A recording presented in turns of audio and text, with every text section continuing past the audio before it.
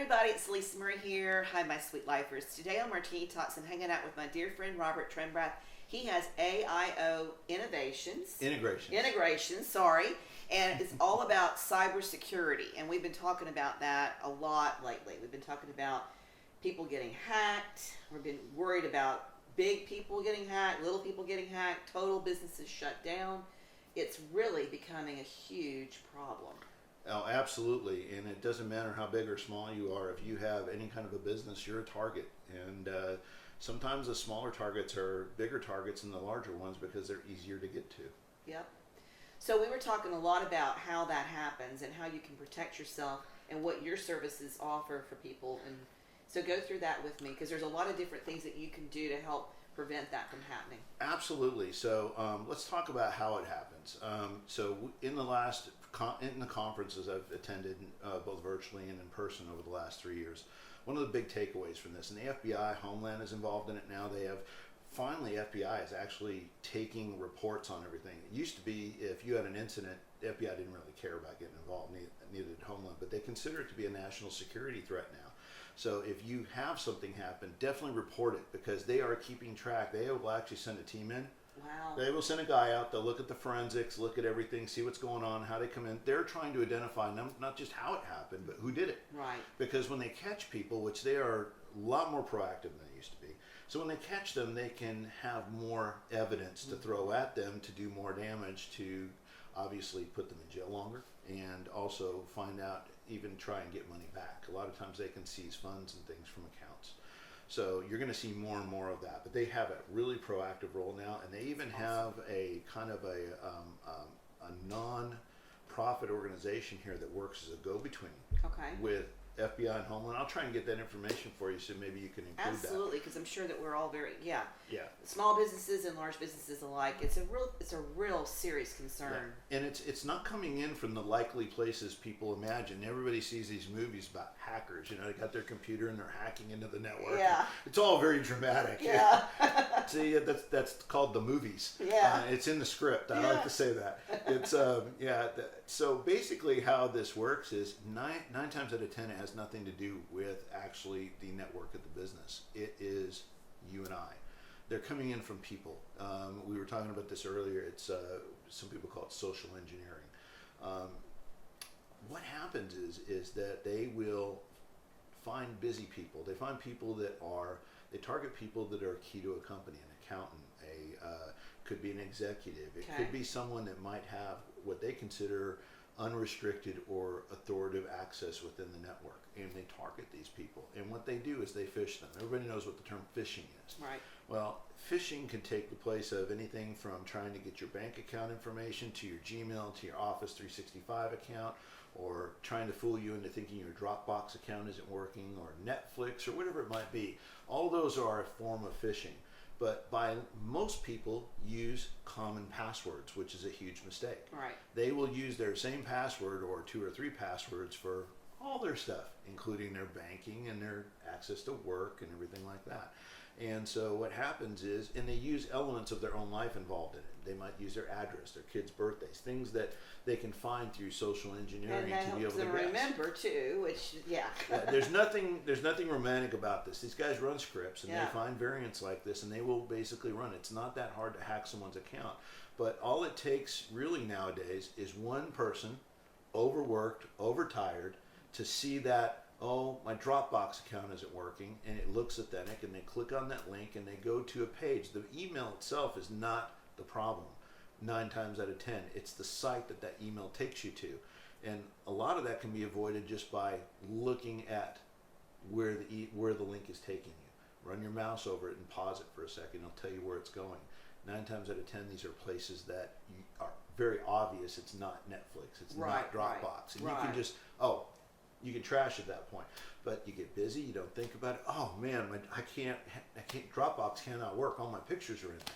So they click on it, they come to a site, looks like Dropbox, they put it in, it says, oh, your password's wrong. Then they try putting in they do it again 2, 3 times. And now, because they can't remember their password, now they're putting in 2 or 3 passwords that are actually good passwords for other things. So now they're just sitting here collecting possible passwords you have used in your bank account, your Office 365, And by the time this is done, they now have access into things in your life. It could be your Gmail, it could be whatever, but at one point, they are getting into your machine by doing this. They find access in your machine, and these websites usually are malicious. In other words, there's code in the website that takes advantage of the browser. Chrome is probably one of the most dangerous out there. Everybody, IE now is now pretty much Chrome. A lot of people know that, but what they do is they use a series of extensions within Chrome, which allows remote access into the system. Okay. And by employing those, so you can land on this web page, and when you click to submit this information, it actually executes a script. That script uses that connection between your computer to load code into your computer.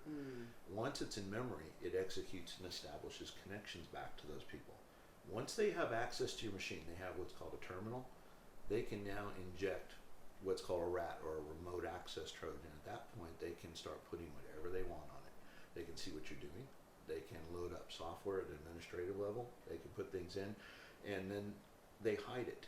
The job for them isn't about letting them know you're there. It's about getting into your life and letting it sit there and recording as much information as possible to find out how they can hurt you best. It's not just in people's lives, it can be in your personal life as well. A lot of people see that happening and you hear about it on the news, but it also is in the business side. So if you're an accountant, they might want to look and see, oh, well, let me get the QuickBooks passwords into all your businesses that you're doing QuickBooks for. Let me copy down the databases for the books for all you people are doing. Now the practice is, it isn't about just encrypting your data and holding your data hostage, which nowadays most people are now aware of that and they're just restoring it from backups. Now it's about copying it down and holding it hostage. What I mean by that is your company's data hostage. It isn't just about getting use of it, it's about what they're gonna do with it. They can release that data out, sell it. They can turn around and publish it and expose client information, or they can use it as a way to sell it to other hackers to get into other people's networks. A good example of that that's happened recently, everybody's heard of SolarWinds. Been in the news, happened a few months ago, towards the beginning of the year. Right. Well, a lot of people don't realize is that secondary attacks have happened now. About a month ago, Microsoft got broken into the live system that has access to your Office 365 and everything else. Their system was attacked by information stolen using the SolarWinds breach. Right. So now you have what's called third-party breaches. So now you have this other element. Now Microsoft as a business, which is somebody you probably won't want to piss off, has been breached because, or has had an attack because of information that your company leaked. Yeah. So now you have liability. Now you've opened the door for them to sue you. So you aren't just risking your client's data, you're risking everybody you do business with. And so when I talk about the solution, this third-party stuff we're talking about right now will come in pretty handy. So what people are starting to realize is that all the solutions they're using to try and measure what's happening on the network level really don't have any impact in the real-time scenario, because it's measuring what's happening after the fact. Because once a hacker gets in, he's using VPN encryption to hide his traffic, and 9 times out of 10, you don't even know they're there until it happens. It's too late. And at that point, it's because they tip their hat to you to let them know they're there. And now we're ready to hurt you because now we have all your stuff. So you're kind of in this, now your reputation's at business, your business reputation is at risk. Right. Now your data's at risk, and all the clients you serviced are at risk, as well as all your vendors. So now you've got this third party thing we just talked about. And this is all happening from the end user level. It's end user endpoints that are being attacked through people and social engineering, and not the networks. And it is very effective. In fact, when you go to these conferences and you hear the talks, you hear the FBI talking, you hear Homeland, you hear all the companies that are coming in, they're talking about all of it. End user, we got to train the end users more. We got to deal with the end user problem. They are the problem with this. And when end users, we're talking about us. We're not talking about. It's because we open the door. Yeah, we're busy with our lives, trying to do our thing, and we just all it takes is one person in one company not paying attention one time, and that's it, and it's done. And right now, companies are busy writing. In fact, I know because we're writing those user policies for companies as far as helping them edit their employee manuals. Right. That basically say that if I let that in, it costs me my job, and I could be liable. So, and these are being added to employee manuals. So you have to be aware as an end user that, this is something companies won't tolerate. They won't tolerate ignorance. So if you don't educate yourself or the company doesn't do it, then basically it's an open field for hackers. So how do we fix it? So we've lately been working with two companies. One is KnowBefore. KnowBefore is a huge company. I consider them to be the Cadillac in the industry, not for cost, but because of what they do. Right. And they do what we call cybersecurity awareness training, as well as what we call fake phishing. In other words, a way to educate through use. The second company is Transmosis. Transmosis is a company that actually trains and certifies cybersecurity professionals. And about 6-7 months ago, they came up with a product called Transmosis One.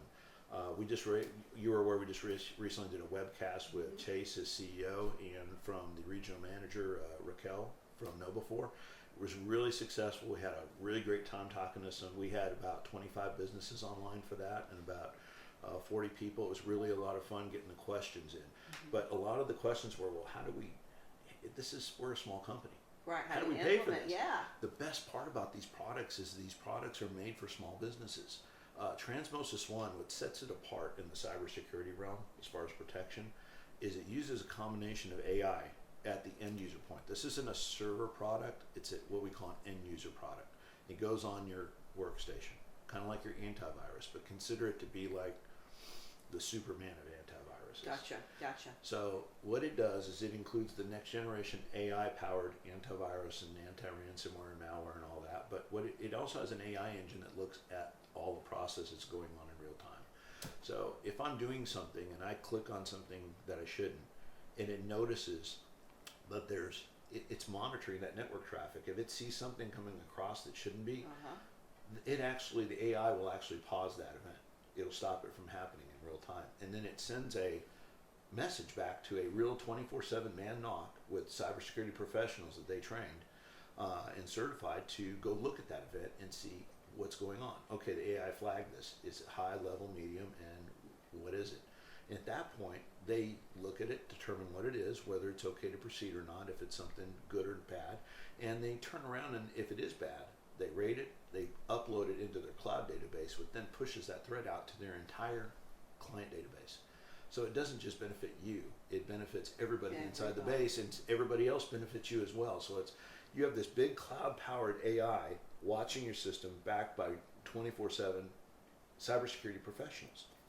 There's not another product on the market for $30 a month that does that. That was, guys, $30 a month. I mean, that's just stupid. $30 a month. You gotta do it. I mean, that's just a no-brainer. Yeah. I mean, if you think about it, Well, shouldn't even think about it. You should just say yes. Here's the best part, and I didn't even tell you about this. The insurance companies like this so much that the product for that price includes $500,000 in cybersecurity insurance. Wow. It includes the loss of business. It includes liability for first and third party liabilities. And we're going to talk a little bit about third party liabilities. We talked about how SolarWinds affected Microsoft and that opened them up to a lawsuit. Well, that's that third party, and there's actually insurance in there to help with that.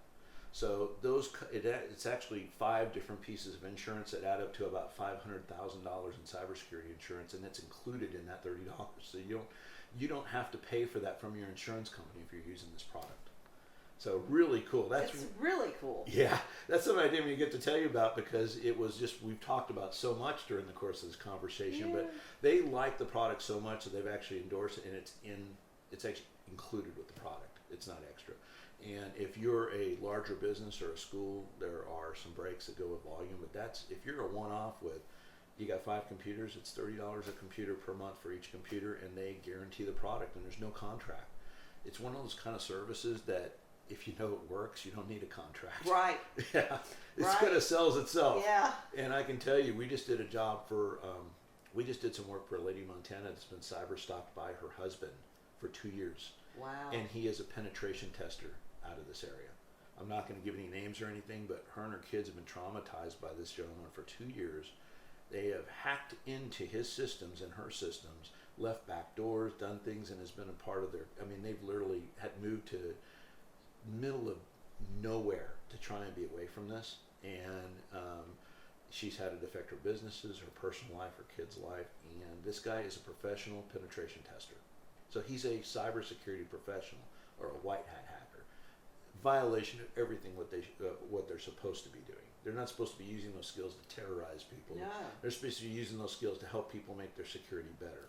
So we have actually used this product to protect her, and for the first time in 2 years, she actually doesn't have that problem going on anymore. Wow. And what's best is we can actually see if he gets in, and if they find criminal activity, not only can they trace it, they can report it. So they can actually take corrective action with those. So it's a very neat product. Now the other side of that is training. We had a discussion. I went to the vendor meet last year just before COVID hit in March. It was just before the lockdown happened, and they had a vendor meet with all the vendors. Mm-hmm. And one of the big things they've asked for, God, we need help. With cybersecurity training, we're getting hit. We're getting hit hard, and our people just don't. We need a program that can teach them, but not just once, but keep involved in it. So this is what KnowBe4 does. They not only, it integrates with all your computers, Active Directory, the systems that manage everything, it integrates with it, and it basically integrates with HR even, and even the local admin can have access to see everything and what's happening. So let's say you get a new employee that starts, or you're just implementing and you want to put out a policy that everybody has to take the course within 2 weeks. So it will bother them to death until they take it. Once they take it, they actually have to test and pass. Yeah. And it keeps track of that. But not only that, but it inundates during the course of normal action. Of course, this is going to be set up by the company, however they want to do it. But it sets up fake phishing. So they have over 60,000 schemes that are loaded into the system that it imitates.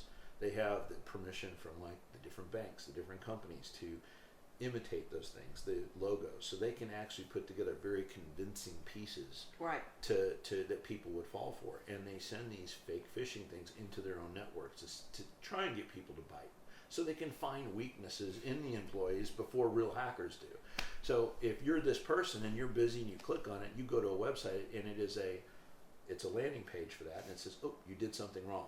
Right. You clicked on something you shouldn't, and that's reported to an admin. Okay, but it isn't about, oh, you're in trouble. No. You're going to get in trouble. There are corrective measures on there that actually show you, and it says, hey, this is what you fell for. This is what to look out for next time so you don't do it again. It's a real-time teaching tool. So you don't have to go back to something you learned 2 months ago. It's actually teaching you in real time for things you actually fell for. So you can remember that instance. And it does make the administrators aware, but they have found that the risk management, the risk in that network has gone down as much as 87%. Yeah, I bet. By using this method, because what they're doing is they're educating through social awareness to deal with that social engineering side that's at risk. And it's a fantastic product. And that product, depending on your size, can be anywhere from, I'm going to say, $20 to $25 a user. But considering what it delivers for an end-to-end solution, that's not a lot of money, and it continually keeps your people educated. I went to Cleveland ISD and met with a few people up there that I've known I've done some consulting for that school district over the years, and I met with some people I've known for, she was a receptionist when I first met her up there. Now she's she's an admin for one of the higher ups. And I asked her, I said, what are you guys doing for cybersecurity? They had hired a new admin. He was out of town at the time, so I didn't get to talk to him.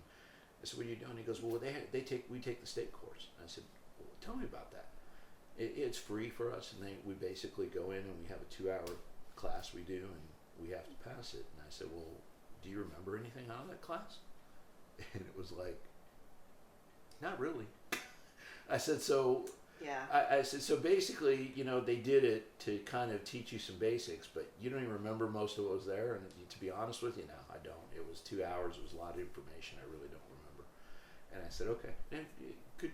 Thank you for the honest answer. Yeah, and that was one of those things where this is what the state feels is sufficient to deal with this problem, and it's not even close. Mm-hmm. So yeah, we got some problems. Schools are huge targets right now. Universities.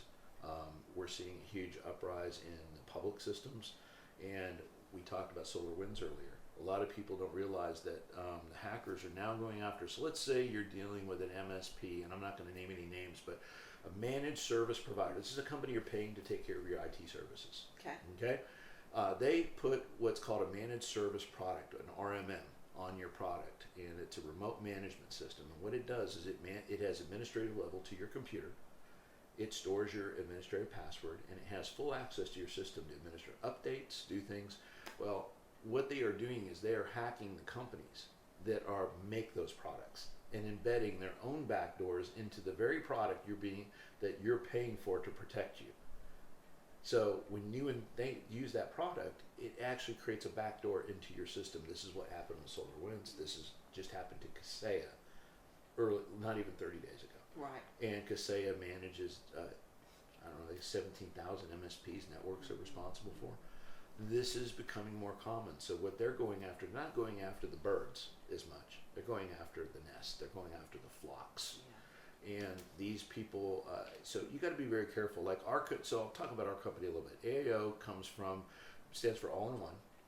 Integrations is the main company. We provide support through Angie and all their affiliate companies in all 50 states, both on-site and remote. And it's mostly to consumers. We do business, we do both, but we built the product for home businesses, for people that are working from home. I can't tell you how many people we've talked to that work for, like Agile or HP, and they call us, and they actually pay for support from us because they don't want to deal with their own people. Because their own people, these companies that save money, they're outsourcing to India or the Philippines, and they literally don't want to deal with their own support people. So it's really crazy the kind of people we are servicing. It's not just individuals, it's work from home employees, it's small businesses like yourself, and we're finding that these people are just underserved. How we found out about this was in a series of meetings about 8 months ago now. This is towards the beginning of the year. They basically came to us and said 98% of our market is not even getting return calls. They're not being serviced. And so we built this company as a response to that, and it is solely to service that market. And we have our average rating through Angie and their affiliates is 4.6 out of 5. We now have made A+ BBB accreditation.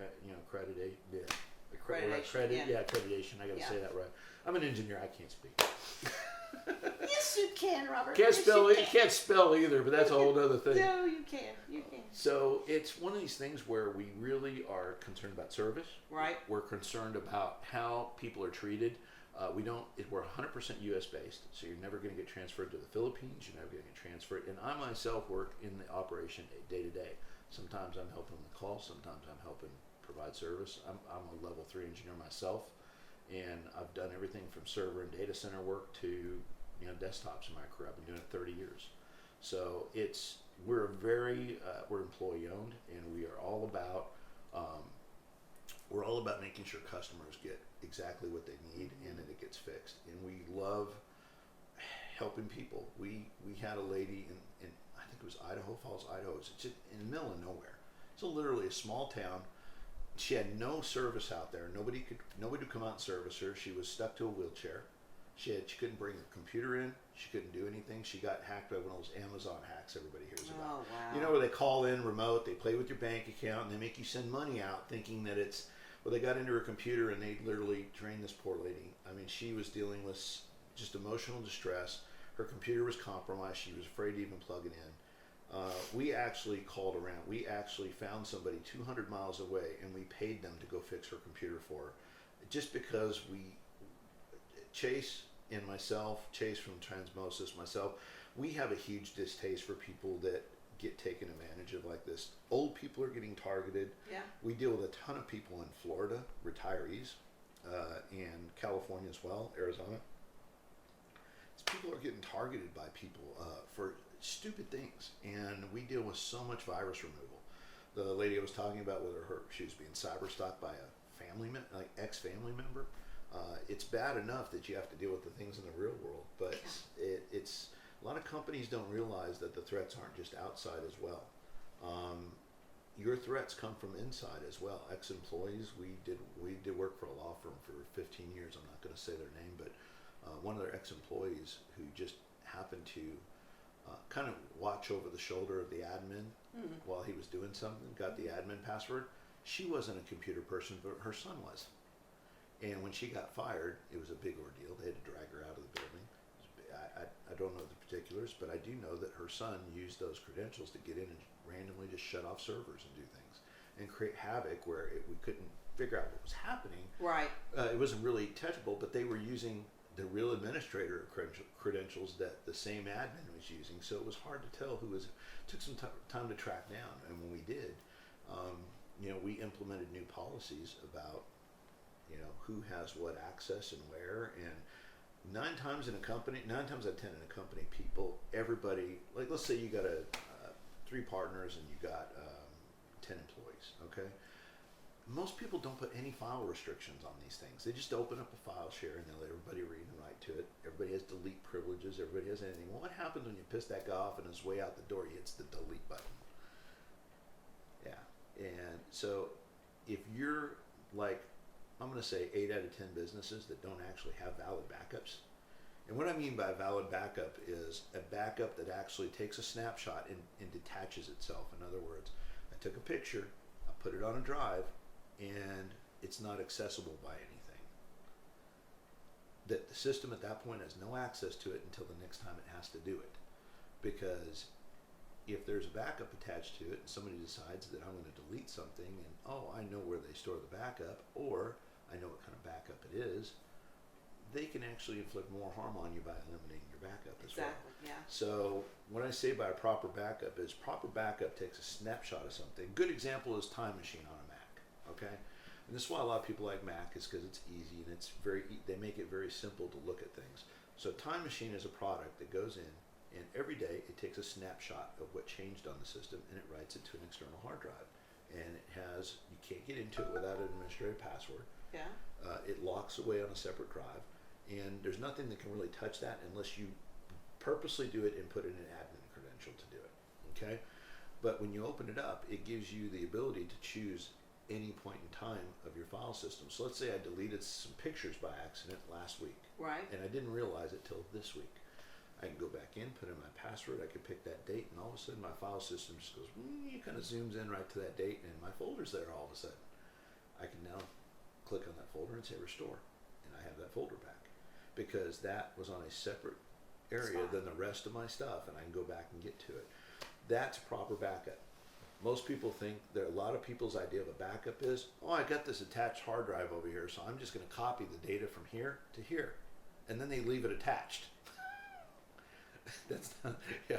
Or I'm gonna bring it home, or I'll bring it home every other day and change it out. But yeah, it's amazing what people have become as an acceptable form of backup. Right. And or what they think. I've copied it to a thumb drive. We had a guy actually put a ticket into Angie last week, and he said, I need to repair my thumb drive. And I said, what happened? I need to get my data off. I said, what you do? I stepped on it. I said, I don't know what to tell you.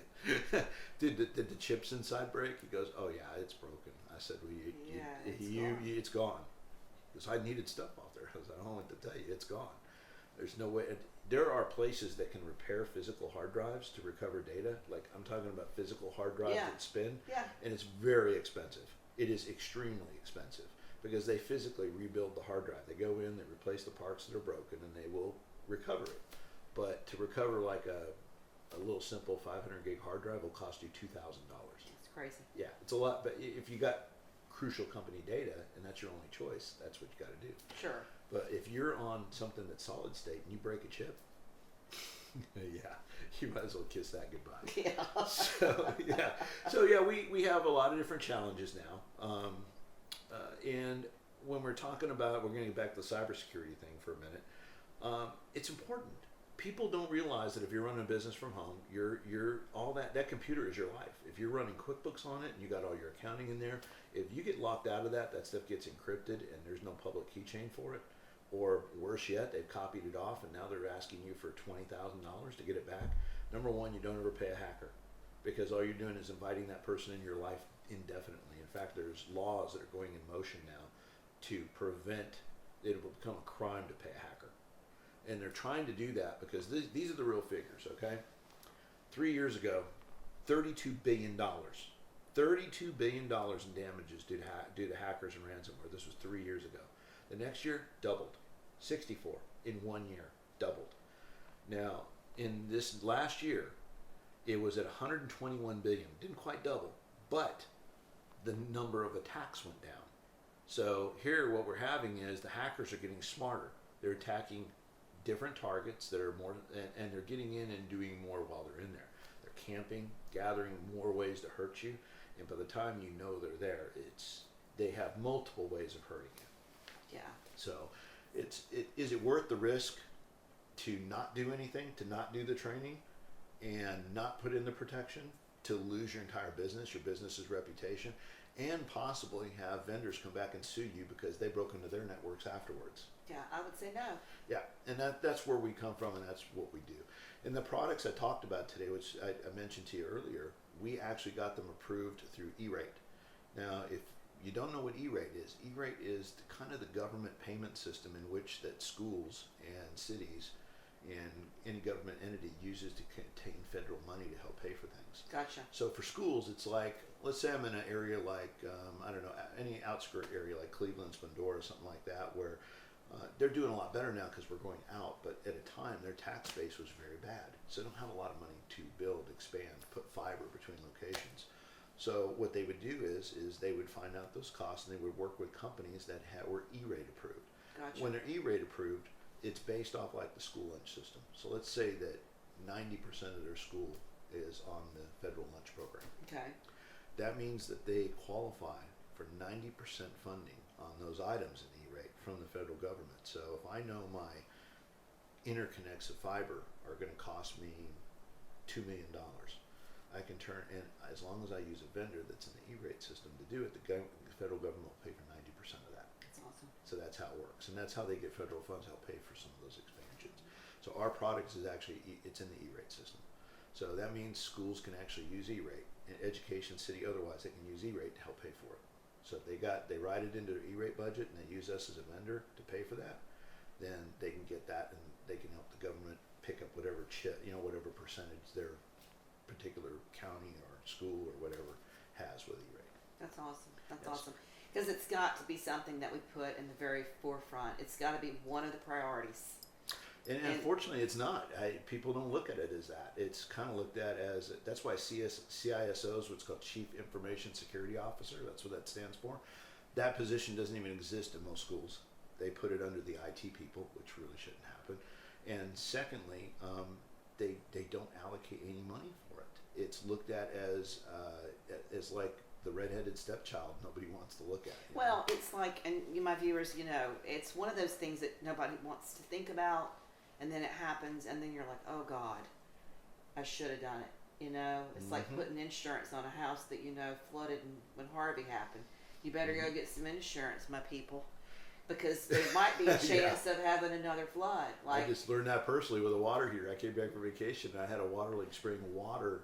Just a little flexible one. Yeah. Spray water into my attic the whole time I was gone. Yeah, I mean, it is what it is, but it's one of those things that you just need to do. It's part of being in business, and it's part of the world that we're in right now, and it's not going to go away. And so that's one of the reasons why I really wanted to have you share what you're doing, because we all, as small businesses and even larger businesses that are watching the channel, I mean, they really can find a lot of value in what you're doing and how you're able to help them manage and navigate that, whether it be 10 employees or hundreds, When we manage networks or we do things for people, we don't leave anything residual on the computer. Any remote ways in. In other words, every time we provide remote session, it's a one-time only session, and that software expires the moment we disconnect. So the program you download to allow us to do it, once we disconnect, if you try and get back into it, it just says, sorry, session expired. So it's unusable. We do that because we don't want to leave any way to get back into your computer, especially from us. Yeah, we want to make sure that you feel secure in it. We don't want anybody to think we have access to your computer when you're offline or things like that. But it's very important that people feel secure with the service they're getting. Yeah. And right now it's terrible because remote service probably gets the worst beating. It's very hard for people to trust because of what's going on in the environment right now. The Amazon schemes, the things that people are falling victim to. But I'm going to tell people this: use your common sense. Exactly. If something doesn't feel right, you never allow anybody access in your system for any reason unless you're dealing with a certified support professional. And like, if you want to look us up, we're on the Better Business Bureau. You want to look us up, we're on Angie. And just so you know, when we deal with companies like Angie, they background check us. We background check everybody in our company before they work for us. When we work with a partner, all our partners that work with us nationally are insured, certified, and background checked. When we send somebody to your house, the company, the partner we work with, has to have a background check. They have to have a clean COVID bill. They've got to have insurance, and they got to have certification for whatever platform they're working for. Otherwise, they aren't going, and we won't do the work. Right, and I love that. Well, listen, guys, I hope that you found value in all of this information. I'm going to have all the information on how to get a hold of Robert in the episode notes below. And I want to thank you so much for being here today. Oh, no, I appreciate it. Thank you for asking. Yeah. It was a pleasure. We'll see you guys soon on another Martini Talks. Take care.